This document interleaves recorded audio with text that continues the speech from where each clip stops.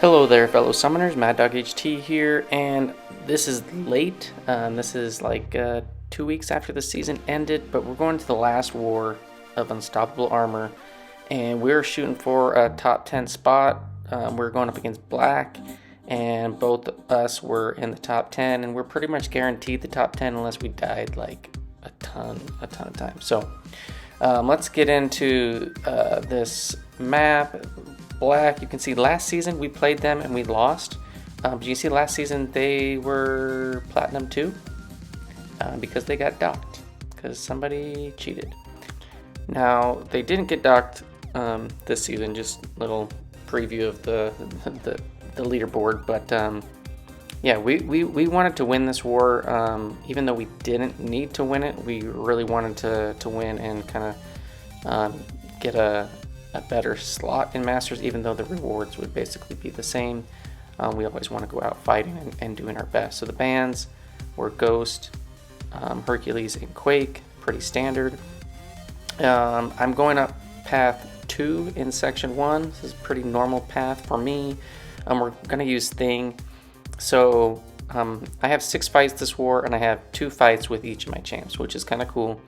I put on a regen boost for this Terrax. I think I took this Terrax on the same node in the prior war or the war before, and I didn't realize what interaction was going to come with Terrax starting with power and draining power, and so I tried out a different tactic, and it really didn't work as well as I would have hoped, just because one thing isn't ramped up at the beginning, because you can see I started with the bar of power because he was over a bar, and then with him dropping and me hitting him, he toggled over the 1 bar a couple times, and so I went straight to L3, and here I'm back to special 1, and then he's going to drop under a bar, and I'm going to push him over, and I get to another special 3, so I throw it again.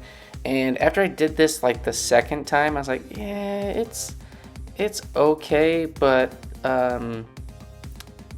it's not doing anything quick by any means because of the special 3 animations.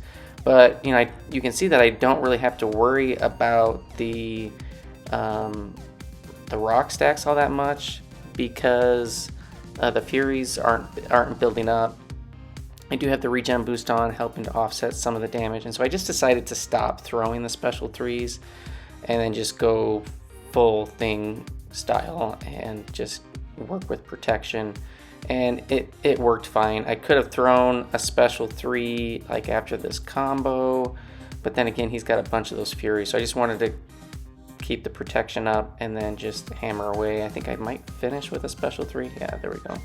So Thing definitely works. I think there's a lot of champs that could work on this fight just because you get so many special 3s really quick if you're really aggressive. But yeah, Thing does his thing and smashes that dude out. And then we're gonna go up to this node 14. Again, it's got Strike, Counter, Fury on it, Brute Force, Power Focus 1. And when I originally we're working out the plan, I was talking to my other officers. I was like, who should I use for this? Should I use Thing or should I use Falcon? And they're like, oh, you should just use Falcon and use some boosts and blah blah blah. And I was like, okay.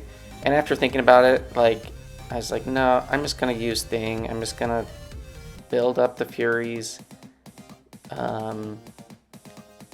block any special ones, still have my regen boost on. I'm just doing double mediums to make sure I build up those Strike, Counter, Furies quickly, and then I'm just parrying to make sure that I have those rock stacks built up so that I basically mitigate any damage. And I did some duels, and the main reason why I chose this was I just didn't have to really deal with dexing specials, blocking stuff. This was my last Thing fight for the season. I did have 2 fights left with Falcon, and I just figured it would be safe and save me some potions and boosts because I was boosting at the beginning, and yeah, and I had to wait for section 2 and stuff to be open. And I did some duels, some tests to see that I would kill him before he got to meltdown, and even if he did get to meltdown, protection would prevent any of that damage. but Thing just smashes them out. So pretty simple fight there. Thing counters most on these strike counter fury nodes. It just does a really clean, safe, easy job. A little bit longer fights, but yeah. So that man thing I did not take. We used a Tigra this war for that one. So yeah, now we're at the end of the war. It's just me and the boss left. Now I don't have the boss, but I'm going up the middle. I do have one of the minis, the last mini to take down, and I'm boosting up. This is node 29, Ebb and Flow Intercept, and Sadist. Now I considered using Torch. I really wanted to use Torch for this one. But going back and forth with officers talking about the pros and the cons, because I've never used Falcon against a Mojo, and Falcon is Defiant, so I can't gain buffs, even the hater buff. And so we just decided that, yeah, I'm gonna try Falcon out, and I put on an invuln boost. I put on the skill boost, and this is not mainly for this fight, but mainly for the mini boss fight in a minute. But you're gonna see that Falcon does great. His locked on can prevent like prompts and stuff. Here I do get smacked in the corner. I just didn't get out of the way of that special. And here we go. I'm gonna try to get locked on. There we go. We're just holding block. We got the stun prompt. Launch a big special 2. We've turned off the Ebb and Flow Intercept node entirely from the locked on, blocking all the special 1 stuff. It doesn't do a lot of damage. We're getting some decent power back on those special 2s, and you know, Falcon he just does really well. I'm just gonna block all these. Not gonna risk missing a dex, and then we finish him off with a special 2, and Mojo goes down. Pretty awesome counter, and it worked really well. Torch would have definitely worked, just would have to deal with the prompts more and the Sadist. But yeah, so next up we move up to node 37. I apply my flame on, still have the invuln boost going from that last fight. Again, this is Ebb and Flow Intercept and then Mighty Charge. So Chavez, this is a rank 4 Chavez. She can be annoying because she can throw a lot of heavies, and then she gets her dimensional charges, the purple ones, get power gain. If you intercept mid heavy, you'll get the reflection damage back. But here you can see I did get the intercept off right away, and then right there I forgot about Mighty Charge, and I didn't get the parry off because obviously the Mighty Charge wasn't gonna let that stick. And that's fine. There, I did get the stun off, and yeah, before we know it, even after 1 intercept and the rest of the damage, she just goes down super quick with Torch, Flame on. Yeah, so that fight went fairly well, other than me forgetting about the Mighty Charge and not being able to stun. And then here we're going in on Doom. It's a rank 4 Doom. I do have Nova Flame on again because my alliance mate Mirage Turtle, he had a torch, and when we assigned it, it was originally his fight, but then we didn't realize, and he didn't mention, but his torch was only rank 2, so we're just like, hey, I'll already be boosted, let me just take it, and I'll use your pre-fight torch. So that's why I have two Nova Flames from this fight and the last fight, and we get the intercept off. The damage is just nutty. I think I do get hit in this fight somewhere. I think it's on the special one, actually. Yeah, I do get tagged. It's alright. Very minimal damage taken. We got the armor break and the shock on us. And I go in for an intercept, and he just says, you got that shock on you? Backhand slap. Luckily, I still had the invuln boost going. And we're gonna finish it off right here. I think we can wait for another intercept. He's got high MD, so there's lots of MD going on. Maybe I don't get another intercept and we just burn him to the ground. I don't even remember. This was 2 weeks ago. Dex, block. We're just going to block that and build Smolder and not risk getting tagged. And yeah, maybe we didn't get off another Intercept, so he just melts with the Flame-Ons. And then the last fight, now I don't even recall the last time I took this fight. It's not usually one that gets assigned to me. This is the Hazard Shift, Incinerate, Poison Node, Stun Immunity, and with the bans that we had, we just felt like Falcon was the best option, and I had a Falcon available. I'm like, yeah, never taken the fight, but I can do it. I know basically the whole tactic on this one is to get locked on,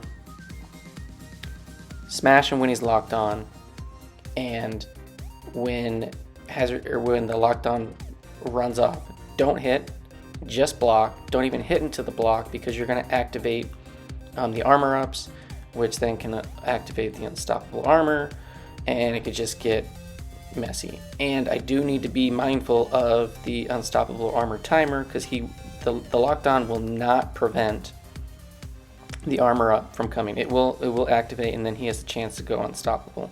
So here we're just dancing. He's not throwing yet. That's fine. We are in the corner. We activate locked on so we can bypass the hazard shift activations. There, finally he throws the special. We just kind of block that, come out, big special 2, get about almost a bar back. And then here the lockdown was running out, so I'm just decided, okay, I'm just gonna wait. We're just in the corner, block, and then we're just gonna dex his heavies. Pretty simple to dex the heavy in the corner, and then we're just gonna keep going to town. So let's just repeat on that. Block a lot, watch out for the unstoppable armors. Hopefully he throws specials. He does. We're gonna get off another big special 2. We got those power back boosts helping us. We only get a 1 crit on the end. There, the unstoppable armor triggers with that armor up. And then here again, we're just blocking, waiting for that cooldown to come down on the locked on. Boom, we get locked on again. And we're just gonna wait out that unstoppable armor. Half of our locked on was wasted that round because of just like the timing of trying to get an opening and then the unstoppable armor triggering. And yeah, we're almost there, almost to the finish, but we gotta wait for locked on again. So we go back in the corner, block, dex, block, block, dex, dex. Same thing, we're gonna get locked on here. No, we get smacked. There's the invuln boost. We need to get locked on. There we go. We wait for an opening, and we're gonna finish him off here with a special 1. So that was a decent fight. Could have been a little bit cleaner, but pretty simple. If you just got to be really, really patient. And then the last boss of our season was a Nimrod. I poke 17 and move up just to take a look at this guy. It's a rank 4 Nimrod, and 17 goes in. He's moderate. He's boosted pretty decent. Doesn't have any like power backs or invulns or anything on. He's taking this fight. I think this is like his 6th Nimrod this season, and the result is the same. 17 does a great job. Gets the solo.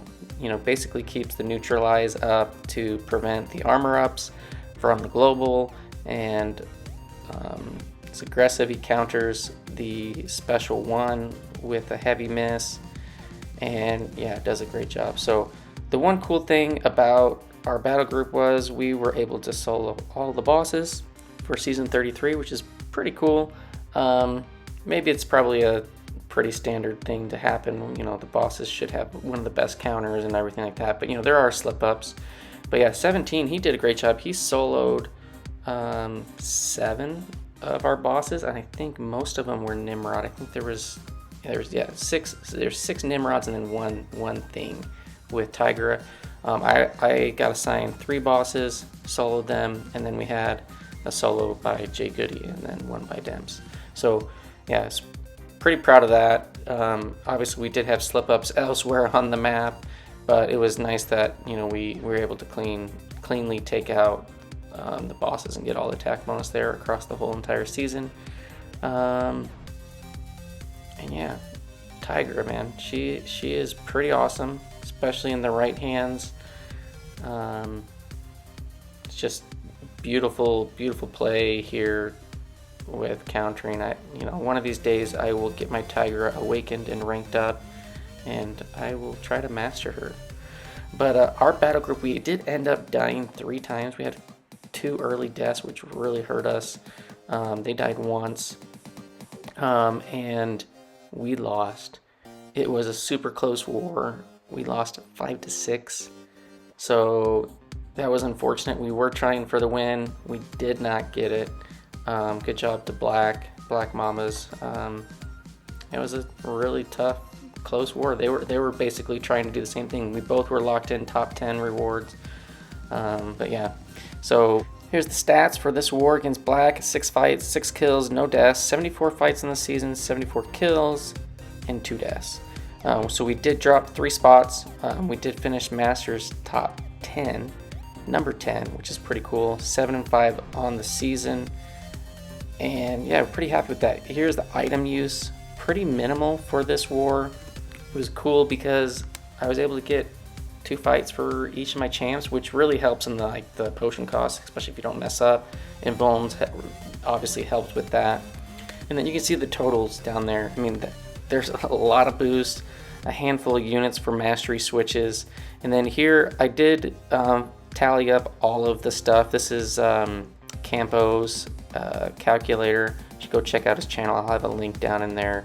So this helped basically track like how much loyalty I used across the season. And you can see I used about 1.3 million total loyalty, which is a decent chunk. But you can see there were some wars where I didn't use like hardly anything as far as potions, item use. Dying 2 times definitely helps, but when you see that when I died those 2 wars, my loyalty use shot up big time. But then I think the number to look at really is the top right. I started the season with 1.9 million loyalty. I ended with 1.6. I had 4 comp packages in the overflow at the start. I ended with 2, so we're about to start season 34, and I still have 2 of those yet to claim. Definitely think it was expensive, but it wasn't terrible. I'm hoping that the loyalty changes will be enough to deal with the cost. It seems a little bit scary. It's nice to get a 40% revive, but at the same time the potion cost is pretty steep. I've been stocking them up in the off season, so I think I have the max 20 of the level 4s. Those just don't heal you up as much as those big level 5s. So I don't know. It's still yet to be seen. We'll see how it plays out. We're going to be shooting for Masters again in season 34 and doing the best we can, and see how this potion loyalty cost situation adds up. I think there's going to be a lot more potion use this next season because those gray boosts, they're not being handed out like eye candy. I'll have to be definitely buying those as they come around with loyalty. I know you can buy them with units, but the cost is so high. I mean, it's like $375 for an invuln boost. I think for the people that are I'm super competitive. I try to be, but for the people that whale out in the game, they're gonna have a big advantage because they can just drop 375 units and get as many infinite amounts of invuln boosts that they want. As a free-to-play player, I don't have 375 units to just drop on a couple war fights here and there, like every war. So I'm gonna have to use those a lot more sparingly. But yeah, we'll see how it ends up. And then last up here we have my collage of all of the defenders that I've taken down with all of my attackers used. You can see I added 2 fights to Torch, 2 fights to the Thing, and 2 fights to Falcon. So the Thing was my number 1 attacker, Torch not too far behind, and then a little bit of everybody else sprinkled in. And yeah, it's kind of interesting. My most seen defenders was Doom at 5 and iHulk at 5. And then I had a bunch at 4, Mojo, Nimrod, Chavez, Warlock, and yeah, so a little bit of everybody, but we're super stoked. Here's the final leaderboard. Well, this is the leaderboard when it first got released. We were Masters 10. There was no docs in the top 10, which is nice. Congrats to GT40, JA, and New Nation for getting 1, 2, and 3. BLAÄK ended up getting number 4 with them beating us. The only doc that I remember is Next, number 19. They got docked and dropped out of Masters. And then here's just the rest of the leaderboard. Congrats to everybody, hard work, and hope you got great rewards. I did open my rewards live on one of my streams. I will post a link to that directly to that section. You can see what Nexuses I opened and stuff. I actually got some pretty decent pulls out of my season rewards, which I was pretty happy with. But yeah, number 10 overall, super stoked. And then here's just kind of an overview of like who we faced, who we won against, where they landed as far as the final ranking in Masters. And I think we had a pretty tough end of the season. We beat a number of alliances in Masters, several in top 10. We lost to several of the top ones. And then you can see we died about an average of 7 times per war to get that Masters top 10 spot.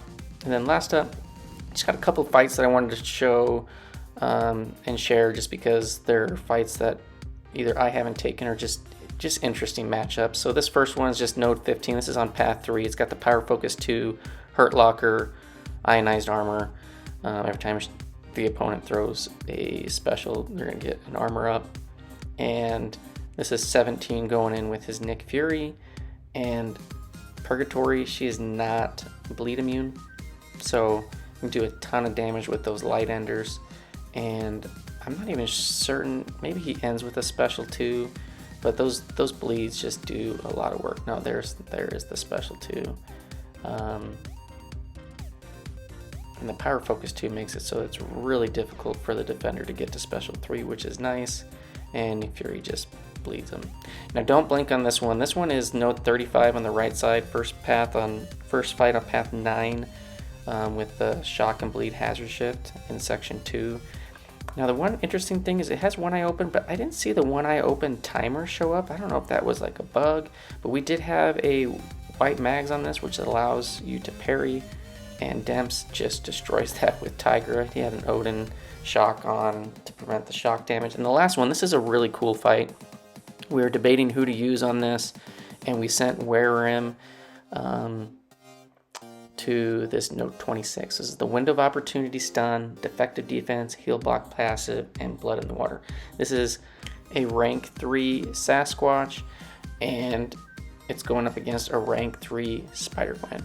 Unawakened, but the one thing that is in play here is Werewrym has Penny on the team, so she starts with 5 spider charge things. So she's going to hit super hard because each one of those charges increases her attack significantly. And you can see he is putting in some solid damage against this Sasquatch. So he had practiced a bunch of the heavy counters. Even though that passive Unstoppable comes up, her heavy with the slow eats right through it. And yeah, SpGwen is definitely not your probably go-to option for this fight that somebody would consider or even possibly consider. But you can see in the right hands where Werewrym just absolutely rinses this Sasquatch, which is a pretty difficult fight.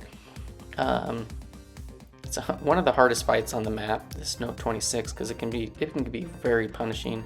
But he does an awesome job and just totally rinses this Sasquatch. It was a lot of fun. So that's all for it for this season. Thanks for watching. Thanks for coming along. Sorry this took so long to get out.